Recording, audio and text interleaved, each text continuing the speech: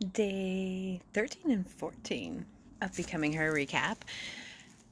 Not a whole lot to report. Definitely had resistance, wanting to do anything, wanting to be lazy, which makes sense exactly where I was in my flow. But then what I realized late last night, actually, as well, is this is kind of what seems to be happening as a theme now around like day 12 through 14, where like more resistance seems to come up and you kind of want to like falter on things and you want to like, what's the word I'm looking for? It's resistance. Lots of resistance tends to come up. And this is where we want to fall back into old patterns. And one of the things that I loved about what happened this round is I didn't necessarily fall back in old patterns. Like, I definitely allowed myself to rest, especially where I needed it. And I think part of that was more so because I've been more in tune with my cycle. But I think the other part of it is it's kind of in a way like I feel like I've tried everything else.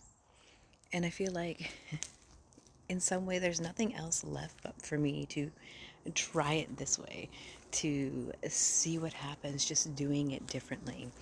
And like I said, this time around I didn't really do a whole lot differently. Like the last couple of days I had a nap because I fucking needed a nap, and it was great. Everything worked out well. I've still flipped my world upside down on how I handle my day, which again still goes way against my old programming, because my old programming is like, no, you have to get all your to-do lists, your tasks done first, you know, to be productive.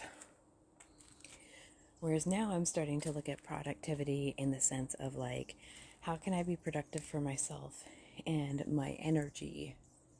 And what a shift that is, hey? How can I be productive for myself and my energy, especially for my energy? Like, that's such a new way for me to like flip things. And that's kind of what I did these last couple of days was, yes, I didn't show up and I didn't force myself. And that's another thing. I'm doing all this people pleasing work with members of my free community. And I've got a masterclass that I wanted to do last Thursday. Things didn't work out. There was issues with Facebook and the internet. And I schedule things around my cycle because I know my energy. And things didn't work out. And I tried to do it this weekend once lives were working for me again. But it was just like my energy wasn't there. And I didn't want to show up being like, yeah, so, people pleasing like this. And, because I like passion. It's not going to come up the same, right? So I got to have my own little like mini extra people pleasing challenge amongst in this and being like, no, my energy is not right. No, it's okay for me to hold off. I've said like, I'll try to come back in a few hours. I didn't. It was the weekend. It was busy. Everybody else is busy. But even sometimes myself, I get caught up in this, like, I have to do it a particular way.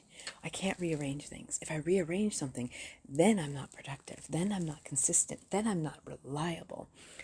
Whereas that's just life. And I had planned everything around because I knew what would happen with my energy levels. Now, I can look at this as two ways. I can look at this as, do not schedule anything towards the end where I know my energy is going to deplete after in case I have to reschedule. Probably not going to do that. But what I probably will do is if I do have any issues going forward, again, I'm just going to flip it. I'm just going to flip it and be like, okay, this is what's happened now. So I'm going to go ahead and push it off a week until my energy starts bumping up. And that's what's going to happen in the next couple of days. The next couple of days, my energy is going to start skyrocketing up.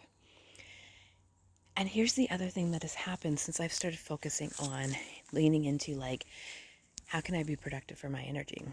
I am doing more, like more of the things that I need to be doing to fill my cup up in, like on levels where I've struggled for a long time or where I've had all that guilt and shame come up, like trying to do a million things and then feeling guilty because you're trying to do all the things to provide, to do all the things for the kids. But then because of that, you're so distracted and you're not getting a chance to pay attention to the kids in the same way. And like that endless cycle. And it really feels like through everything that I've created in this challenge, especially now going through the second round, like having that emotional, mental evolution the first time, and now I feel like it's such a physical, in person flip. And that's super cool. And that's all come from something that I created. That's even cooler. Anyways, I'll be back for more later. Bye.